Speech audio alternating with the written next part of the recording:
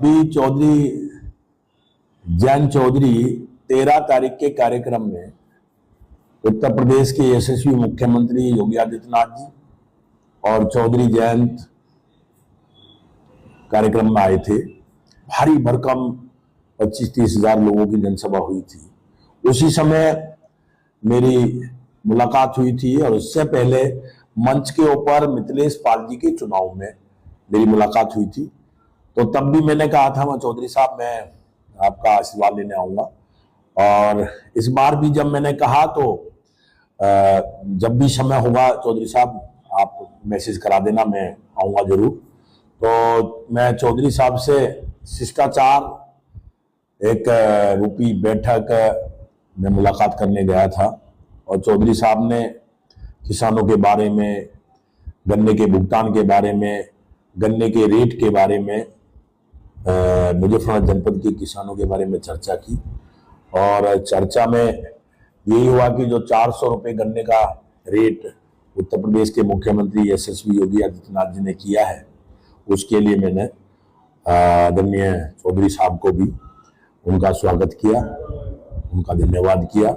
और गन्ने का जो भुगतान हमारे जनपद के अंदर बजाज मिल को छोड़कर अधिकतम पूरा भुगतान हो चुका है, और बजाज मिल का भी इस बार पहली बार जनवरी तक का भुगतान बजाज मिल का भी हो गया है। उसके लिए भी मैंने चौधरी साहब को बधाई दी। मैं तो भारतीय जनता पार्टी का कार्यकर्ता हूं और 1990 से लगातार भारतीय जनता पार्टी और संघ के कार्यकर्ता के रूप में, हिंदू नेता के, हिंदू कार्यकर्ता के रूप में मैं जनपद में काम किया है। और भारतीय जनता पार्टी ने मुझे 2012 का चुनाव लड़ाया, 2017 का लड़ाया, 2022 का लड़ाया, और भविष्य में जो भी रणनीति भारतीय जनता पार्टी की, मेरी पार्टी की होगी, उसी के निर्देश और आदेश पे काम करता रहूंगा कार्यकर्ता के नाते।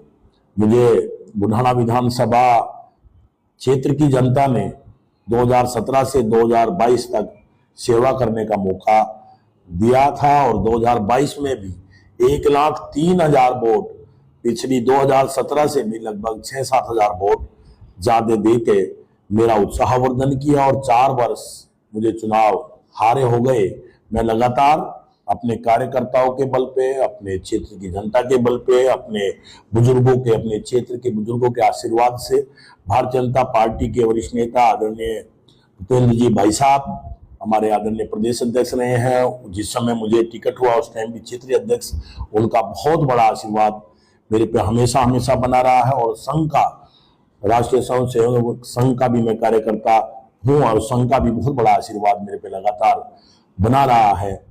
मैं जिस प्रकार की रणनीति हमारे संघ की और भारतीय जनता पार्टी की होगी, उसी प्रकार से मैं दोबारा नेक्स्ट जैसा भी उनका निर्देश आदेश होगा, उसी प्रकार से मैं अपनी विधानसभा में कार्यकर्ता के रूप में काम करता हूँ।